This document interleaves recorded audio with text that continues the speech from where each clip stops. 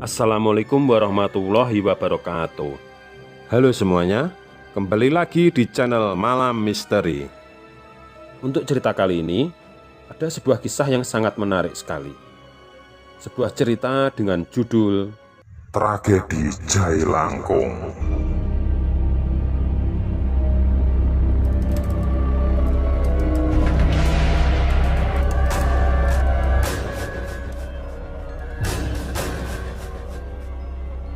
Peristiwa ini terjadi ketika aku masih remaja, di mana seusia itu aku suka mencoba hal-hal baru bersama teman-teman karibku. Saat itu aku mempunyai dua orang teman yang bernama Iwan dan Rudi. Iwan dan Rudi ini sangat hobi membeli togel. Setiap hari mereka selalu meramal angka-angka berapa saja yang akan keluar. Sedangkan aku sama sekali tidak tertarik dengan hal tersebut. Namun karena kami bertiga kemana-mana selalu bersama, lambat laun aku pun mulai paham dengan apa dan bagaimana nomor togel itu. Ternyata hanya dengan modal 1.000 saja, kita bisa mendapatkan uang jutaan. Sungguh permainan yang sangat menjanjikan.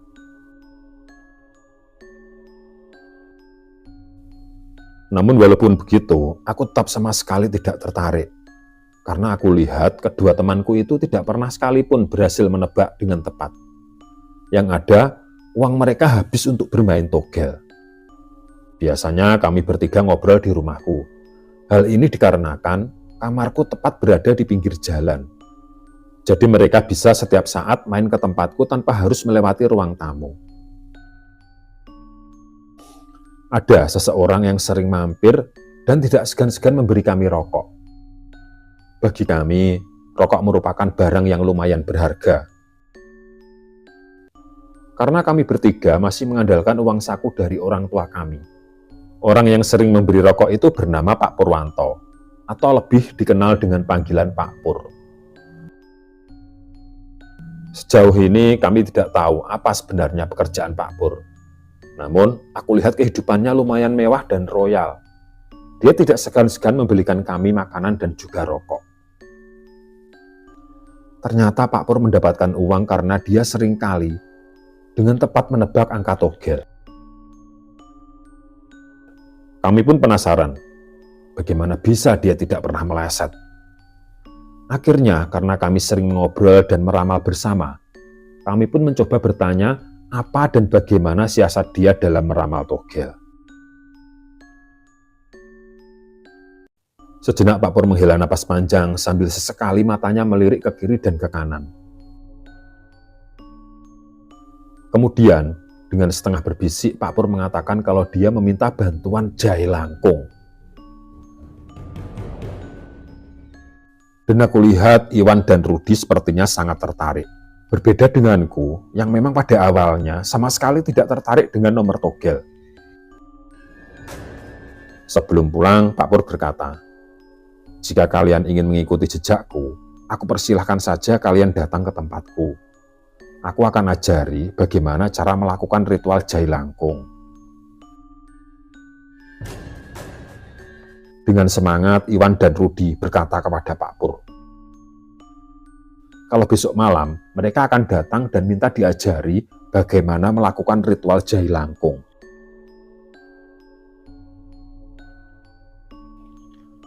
Dan kelihatannya Pak Pur pun dengan senang hati mempersilahkan kedua sahabatku itu untuk datang ke tempatnya.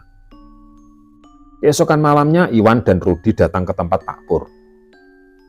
Walaupun aku sama sekali tidak berminat, namun karena aku tidak mempunyai teman, akhirnya terpaksa aku mengikuti mereka pergi ke tempatnya Pak Pur. Setelah sampai di tempatnya Pak Pur, ternyata kami datang di saat yang tepat. Saat itu, Pak Pur sedang mempersiapkan segala macam hal untuk ritual Jailangkung. Terlihat di situ ada beberapa dupa dan kemenyan juga jajanan pasar. Dan aku pun juga melihat seekor ayam cemani yang berada dalam kurungan bambu. Pak Pur pun langsung mempraktekkan ritualnya. Terlihat dia mengambil sesuatu yang ternyata adalah sebuah boneka kayu yang kepalanya terbuat dari batok kelapa. Boneka kayu itu kemudian ditancapkan ke tanah dan di depannya digelar selembar kain kafan. Kemudian Pak Pur membaca mantra dan selanjutnya dia bertanya kepada boneka kayu tersebut. Berikan kami angka yang jitu, maka kami akan menuruti semua kemauanmu. Tiba-tiba terlihat sebuah tulisan di selembar kain kafan yang digelar di depan boneka itu. Sebuah tulisan yang berbunyi, "Aku ingin darah ayam cemani." Setelah muncul tulisan itu, bergegas Pak Pur langsung menyembelih ayam cemani dan darahnya diusap-usapkan ke boneka kayu tersebut. Setelah itu Pak Pur kembali bertanya, "Berapa angka jitunya, Mbah?" Beberapa saat kemudian, muncullah 4 angka di kain kafan itu. 2804. Kemudian Pak Pur mengucapkan terima kasih dan langsung mematikan semua dupa dan mencabut boneka itu dari tanah. Ritual sudah selesai. Kemudian Pak Pur berkata kepada kami, "Kalian sudah lihat sendiri kan? Begini cara Bapak selama ini mencari uang." Terlihat Iwan dan Rudi sangat takjub dengan apa yang dilakukan Pak Pur. Kemudian Iwan dan Rudi meminta izin kepada Pak Pur untuk ikut mencatat nomor yang diberikan oleh Sang Jai Langkung. Dan ternyata Pak Pur pun tidak keberatan. Keesokan harinya Iwan dan Rudi membeli toga dengan nomor hasil ritual tadi malam.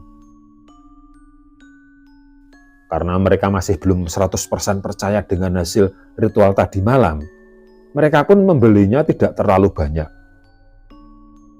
Iwan dan Rudi sempat menawariku agar ikut membeli, tapi kembali aku menolak.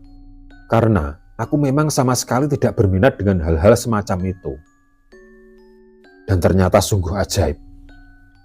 2804, nomor togel pemberian Jai Langkung tadi malam, benar-benar tembus 4 angka.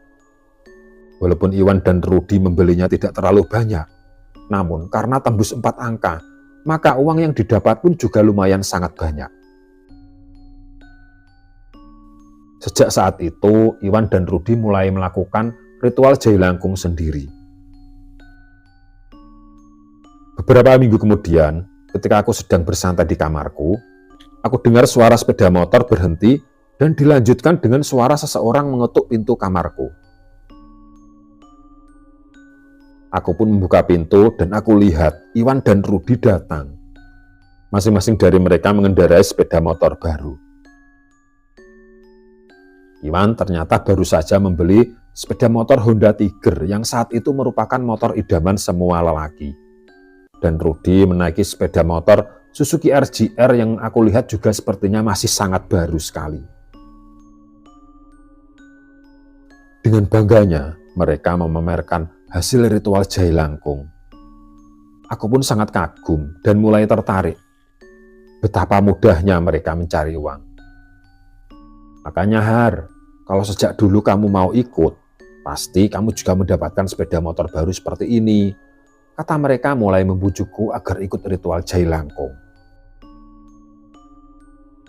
Akhirnya aku pun tertarik juga. Baiklah Iwan, Rudi, tapi aku belum berani melakukannya sendiri. Bolehkah aku ikut kalian dulu? Kataku kepada mereka. Dan ternyata mereka pun tidak keberatan.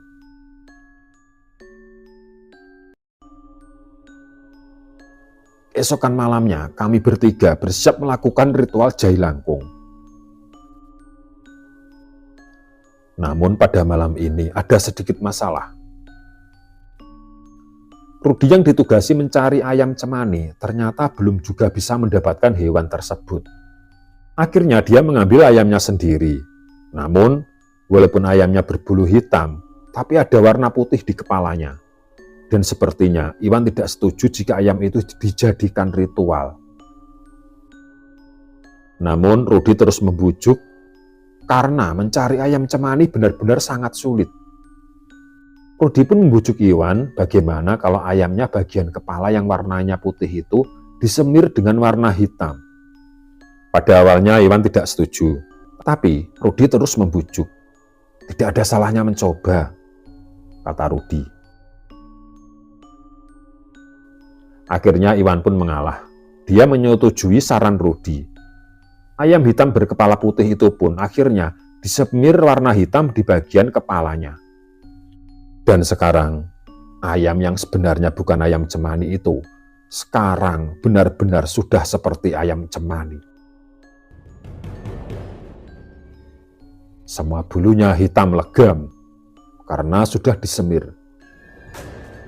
Setelah segala macam barang untuk ritual sudah siap, mereka pun melakukan praktek ritual jailangkung seperti apa yang dilakukan Pak Pur. Mereka juga membaca mantra dan bertanya apa yang diinginkan oleh sang jailangkung. Tiba-tiba muncullah sebuah tulisan di kain kafan yang digelar di depan boneka kayu yang ditancapkan di tanah itu. Namun kali ini tulisannya benar-benar bikin merinding kami semua. Di situ tertulis sebuah kata, nyawa.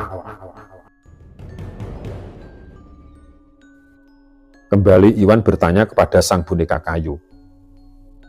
Nyawa siapa, Mbah? Beberapa saat kemudian, sang boneka kayu bergetar dan kembali muncullah tulisan yang lebih mengerikan lagi. Aku ingin nyawa kalian semua. Melihat tulisan itu, kami semua langsung merinding dan merasakan ketakutan yang sangat luar biasa. Boneka kayu itu pun bergetar hebat dan berubah menjadi segumpal asap tebal yang lambat laun membentuk sesosok tubuh wanita bergaun putih. Rambutnya panjang, mukanya pucat sangat menyeramkan. Serentak kami bertiga pun langsung berlarian. Iwan dan Rudi langsung menyalakan motornya dan aku pun langsung melompat ke jok motornya Rudi. Kami bertiga langsung memacu sepeda motor kami sekencang mungkin menuju kota. Untuk meredakan rasa takut, kami bertiga mampir ke sebuah kafe. Setelah masuk ke dalam kafe, kami memesan kopi untuk menenangkan diri. Namun, beberapa saat kemudian, kafe yang sangat ramai itu tiba-tiba lampunya padam dan suasananya langsung menjadi sangat sepi. Tidak ada suara apapun. Padahal ini di dalam kota, di samping jalan besar yang ramai. Namun, tidak ada suara sedikit pun. Bahkan suara semilir angin pun terdengar sangat jelas. Beberapa saat kemudian, muncullah 4 orang wanita membawa obor. Kembali kafe itu menjadi terang benderang, namun suasananya beda dengan suasana kafe sebelumnya. Kami merasa berada di sebuah ruangan yang sangat luas dan kosong, tidak ada apapun. Dan 4 orang yang membawa obor itu, tiba-tiba wajah mereka berubah seperti tengkorak. Keempat orang yang berwajah menyeramkan itu langsung menangkap Iwan dan Rudi dan mencekiknya sampai mereka lemas. Melihat hal itu, aku lalu lari sekencang mungkin, bahkan sampai terjatuh dan aku merasakan kepalaku sangat pusing. Akhirnya, aku tidak sadarkan diri.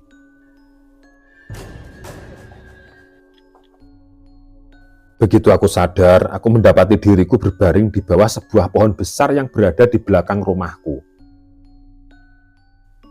Beberapa saat kemudian, aku mendengar suara orang-orang berteriak memanggil namaku. Itu Haryanto, ternyata dia ada di sini, kata orang-orang itu yang langsung menghampiriku. Aku sangat heran dan terkejut. Bagaimana bisa aku sampai di sini? Aku lihat ayah ibuku langsung datang memelukku. Rupanya kamu ada di sini, Har, kata ibuku yang langsung memelukku sambil menangis. Aku pun langsung dibawa pulang dan sampai di rumah langsung disuruh mandi. Setelah itu, ibuku membawakanku semangkuk jenang sengkala. Jenang sengkala itu makanan yang terbuat dari nasi yang sudah menjadi bubur dan dicampur dengan gula merah. Di daerah kami, makanan ini dipercaya bisa menjauhkan diri dari mara bahaya. Setelah aku makan jenang sengkala itu, aku pun bertanya kepada ayah dan ibuku. Aku menanyakan bagaimana nasib Iwan dan Rudi. Dengan mata berkaca-kaca, ibuku bercerita kalau Iwan dan Rudi mengalami kecelakaan menabrak sebuah pohon besar. Aku sangat terkejut sekali. Karena yang aku ingat, Iwan dan Rudi sedang berada di sebuah ruangan dan sedang dicekik 4 orang yang kemungkinan besar mereka adalah dedemit. Aku duduk termenung dan berusaha mengurai apa yang sebenarnya terjadi. Satu persatu, kejadian demi kejadian aku rajut dan berusaha aku simpulkan. Akhirnya aku berada di sebuah kesimpulan kalau aku masih hidup. Karena kemungkinan besar, selama ini aku tidak mengikuti ritual mereka. Aku seperti mendapat pelajaran yang sangat berharga. Intinya, jangan sekali-kali bermain-main dengan ritual hal-hal gaib. Karena jika ada kesalahan sedikit saja, akibatnya akan sangat fatal. Aku benar-benar kehilangan Iwan dan Rudi. Karena sejak kecil, mereka adalah sahabat baikku. Hanya karena ingin mendapatkan nomor togel yang jitu, mereka berdua meregang nyawa. Sebuah pelajaran yang sangat penting. Intinya, tidak ada sesuatu yang bisa instan. Banyak orang mengambil jalan pintas untuk mendapatkan uang banyak, sampai nekat melakukan hal-hal yang sangat merugikan diri mereka sendiri.